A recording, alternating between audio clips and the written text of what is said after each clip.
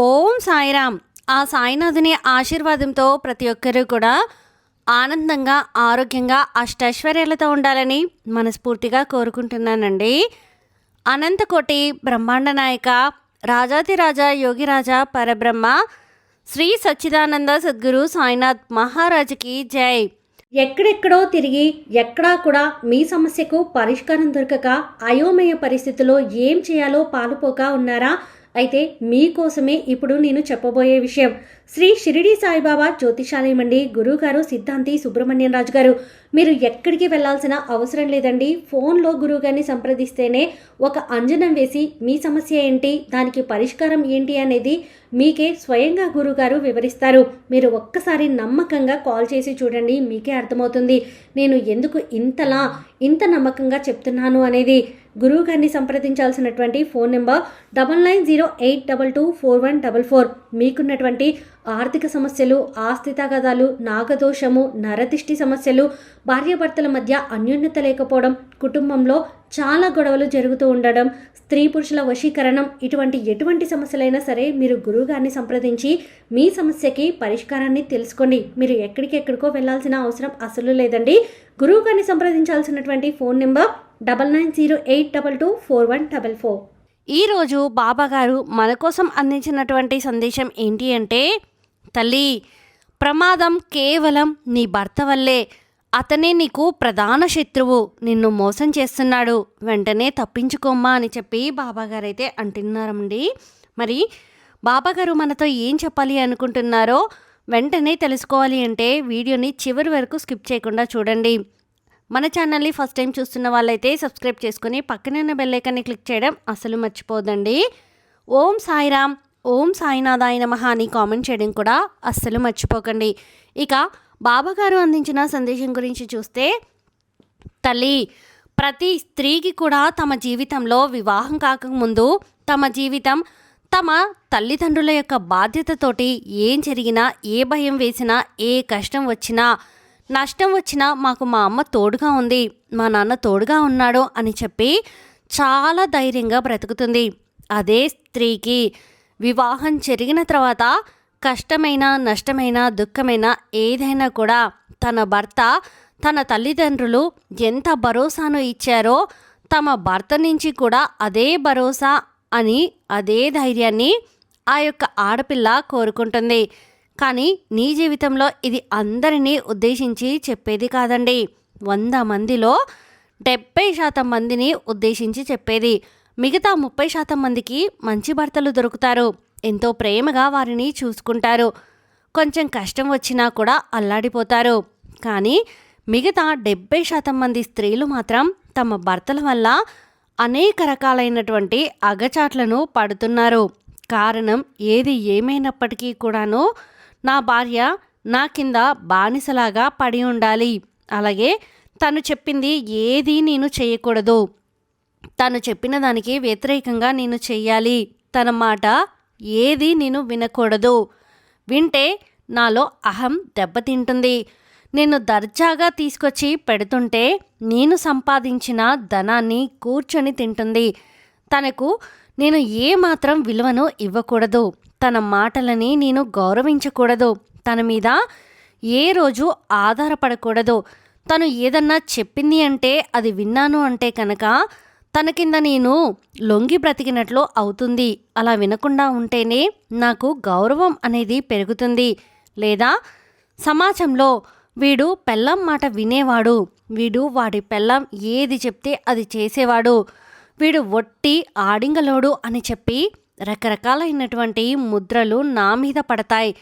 అలా కాకుండా వీడు పెళ్ళానికి ఏది చెప్పడు, వాడికి నచ్చింది చేసుకుంటూ పోతాడు, చిక్కడు దొరకడు అన్నట్లుగా ఉంటే నాకు సమాజంలో విలువ పెరుగుతుంది.